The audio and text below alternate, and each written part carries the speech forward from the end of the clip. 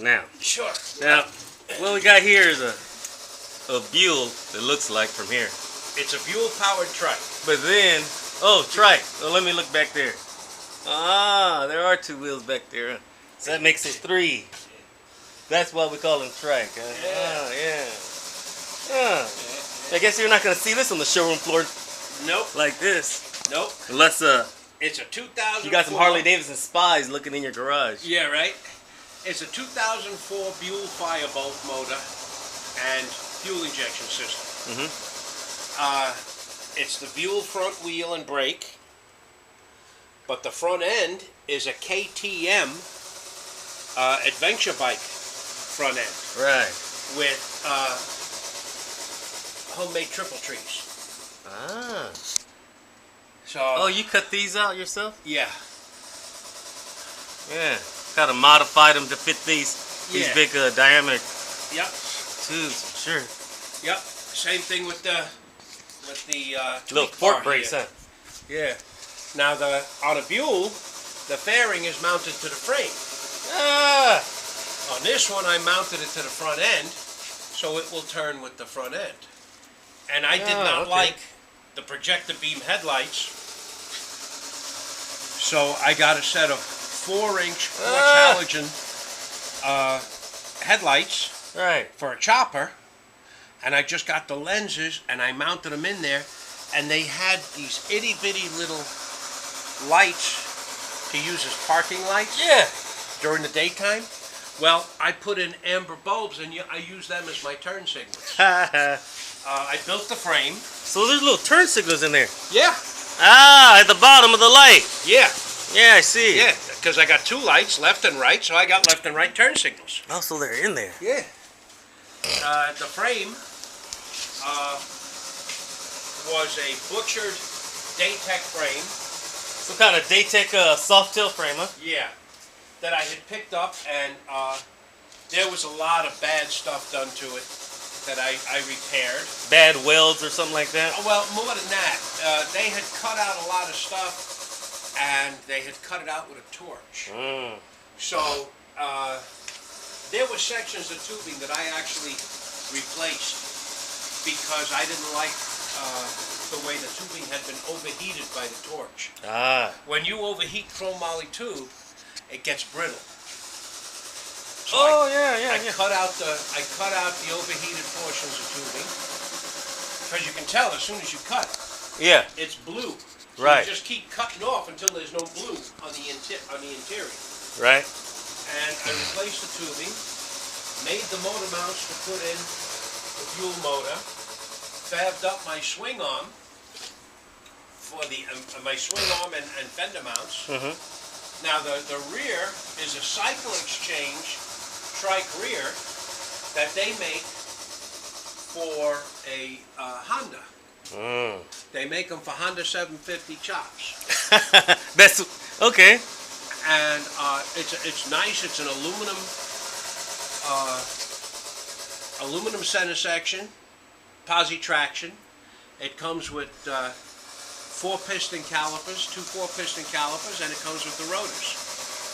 The only thing is, it doesn't come with wheel studs.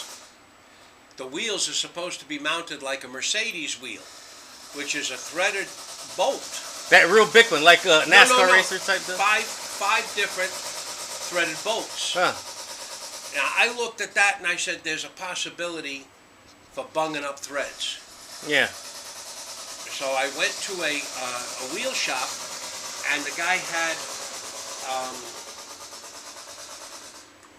studs, wheel studs, adapter wheel studs for a Mercedes. Ah. So I could use some normal bolts. I could use those wheel studs and then use regular lug nuts. Yeah, yeah. And it's got a Chevy bolt pattern. So, I mean, any wheel I want to use, I can use. Okay. Huh. To make this thing run, I had to fab up a new air filtration system because the throttle body comes out the top. Ah, yeah, on the Buells. So I had to make a 90-degree air system, which I did, and still have the ability to mount the air sensors, the mass airflow sensor, and Yeah. and the map sensor. I did Okay. that, and then used the original wiring harness, which was fun and interesting. I had never built a bike with anything more than 7 wires. You got a monoshock back here too, huh? Yeah. Yeah, I like monoshocks because they're lightweight, they work well, and it's less parts. Yeah. When you have less moving parts, there's less stuff to go wrong. The Buell, being that it's a fuel-injected motor, has a fuel pump mounted inside the frame of a fuel frame. Oh, the fuel pump's in the frame. Right, Yeah. because the frame is also the fuel tank. Yeah. So seeing as how I was using an external fuel tank, I couldn't use the Buell fuel pump. Yeah, you got the external fuel pump. Fuel Right. pump. Right, at the back there. Yeah. Yeah. And you had to order this some car catalog or something? I ordered one from a catalog and it was too powerful. It used to flood the motor. It was flooding it when your first attempt, huh? So I went to an auto parts store and they were kind enough to go through the catalog and find me the rating pump I needed Yeah. with a maximum of 65 pounds of pressure. Whereas the one I had in before had a maximum of 175 pounds. So it was Yeah. a bit. Maybe you had like It 4 was- carburetors Yeah. and some real Yeah. big. Well, it would have been fine if I had special injectors and a turbocharger. Yeah, really just. Yeah. It would have had the right pounds for that, the right PSI for that, but not for a normally aspirated motor. So the pipes are cycle shacks for a 2004 Sportster. What year's this engine?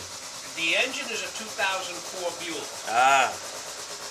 but the pipes I had gotten online.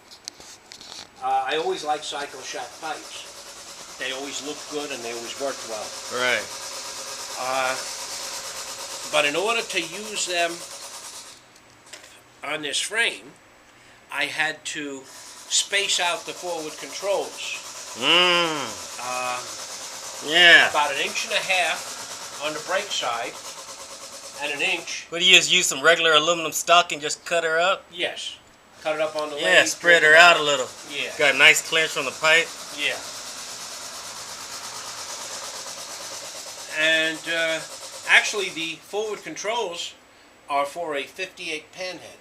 Yeah, it's old school. Yeah. I like the look of them. They fit well once they were spaced out. Yeah.